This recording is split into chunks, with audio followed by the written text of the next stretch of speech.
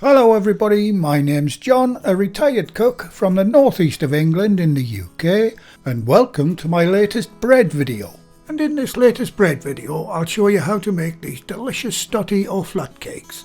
This round flat bread, which sometimes has a hole in the middle, or at least it used to be a staple bread where I was brought up in the northeast of the UK. Very tasty, and they make the most delicious sandwiches. You can see the ingredients list and full written method for this recipe on the recipe page on the channel's website, and the link to that page and lots more is in the description box under the video. Just find and click on the word more, and that'll give you access to all the relative links for this video, including our website store products. Okay, let's get on with today's recipe. Okay, first job is to get the yeast started. So, to the lukewarm milk and water, add the sugar. Now the sugar is only there to get the yeast started, as it needs something to feed on to get going. Next to go in is the yeast. Now I'm using instant or quick action yeast, but active dried yeast will be okay too. And if you want to use fresh yeast, you'll need 20 grams dissolved in the warm liquid too. Now set that aside for 10 minutes until it activates. And if there's no visible signs of life after 10 minutes, your yeast must be dead and it needs replacing. Right, once again, due to my wonky hand, I'm having to use my stand mixer. But you can also very easily knead this recipe by hand. Right, to a bowl you can add your oil. Now I'm just using olive oil in mine. Next to go in the bowl is your now active yeast mixture. And as you can see, mine's activated nicely. And now you can add the white bread flour to the bowl. And finally you can add the salt. And those are the only ingredients we need for this bread recipe. Right, I'll get the bowl under the machine with the dough hook attached. And set it away till it all comes together. Now, if you are kneading this by hand, add all of the ingredients to a bowl, roughly mix it all together, tip it out onto your worktop and knead it for 10 minutes. Back to the machine. Once it all comes together, set your timer away for 10 minutes. While that's kneading, you can prepare a proofing bowl.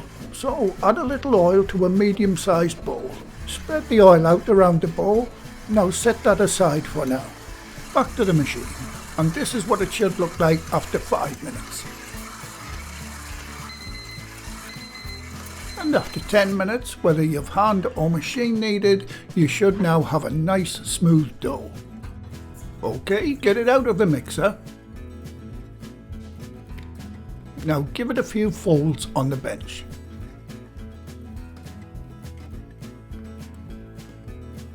Form the dough into a ball. Tighten up the outer skin of the dough by dragging it on the bench like so. Now get the dough ball into your lightly oiled bowl. Now give it a quick swirl, making sure that the whole dough ball has a thin coat of oil. This does two things: it stops the dough from drying out and it releases easier from the bowl after proofing. Right, cover the bowl. Now you know I like to use a shower cap for this. Now these are available in various colours and patterns on the website if you're interested. Now let that proof in a nice warm spot for 1 hour.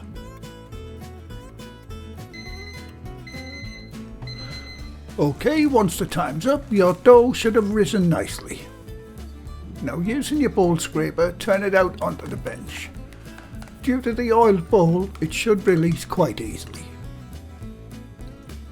Now bring the dough together and give it a few folds. Form the dough into a ball once more. And if you have them, get your scales ready. Right, get the dough ball onto your scales, and if your measurements were correct, you should have around 720 grams, that's 25.5 ounces. Now divide it into 2 pieces. And if you don't have scales, just eyeball it. As long as they're reasonably close, it will do for this recipe. Now form each piece into a ball.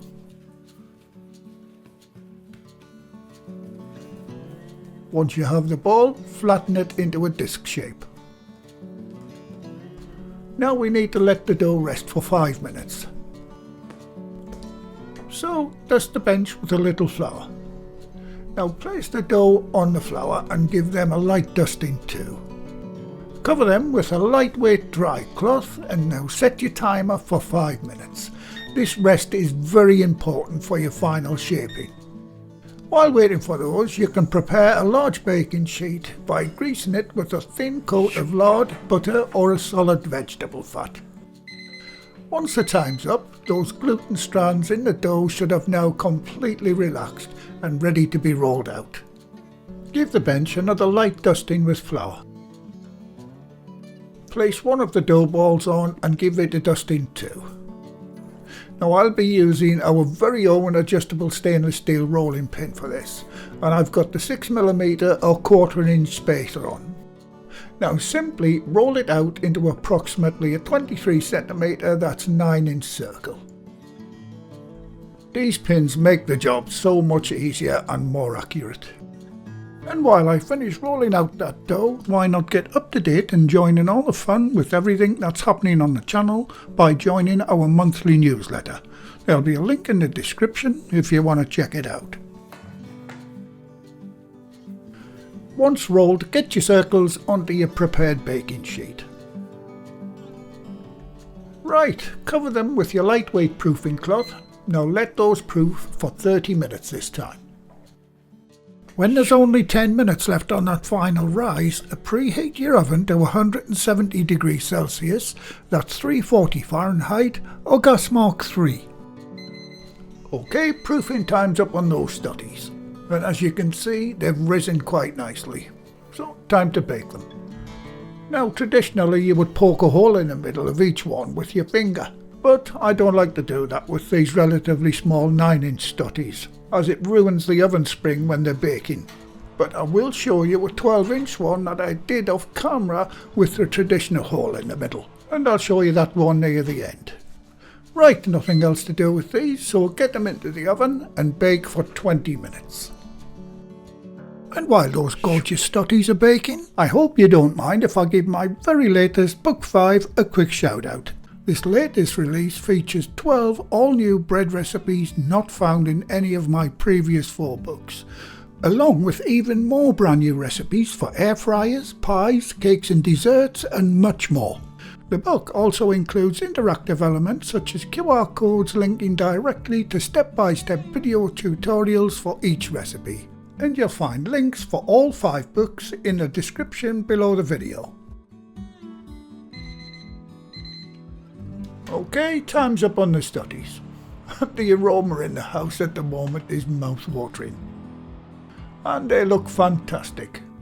They look a little puffed up at the moment, but they will flatten out as they cool. So I'll get them on a wire rack and let them cool for a while, and when I come back, I'll knock together one of my favourite all-time sandwiches. And here's that 12-incher with the traditional hole in the middle. The purpose of the hole or dimple is essential for the bread's traditional dense and flat shape. Right, rather than the usual sausage and peas pudding filling, I'm going to do something a little different. I'm going to make one of my favourite sandwiches, and that is a ham and Stilton stottie. And what I like to do is to cut the whole stottie in half, then make a huge sandwich and cut it into portions. Start with lots of my homemade butter, home cooked boiled ham, sliced red onion, cucumber, lettuce, and the last of my Christmas Stilton. Plenty of mayo, and I'll finish it with sliced tomatoes and freshly milled salt and black pepper. And I think I better make that do, and that's what we call our mega sandwich. And doesn't that look fantastic? Time for a big bite of this monster. And that is absolutely delicious, with or without the hole. Well, I hope you guys try one of our northeast of England's best ever bread recipes. And that's a big thumbs up for our stottie cake, guys.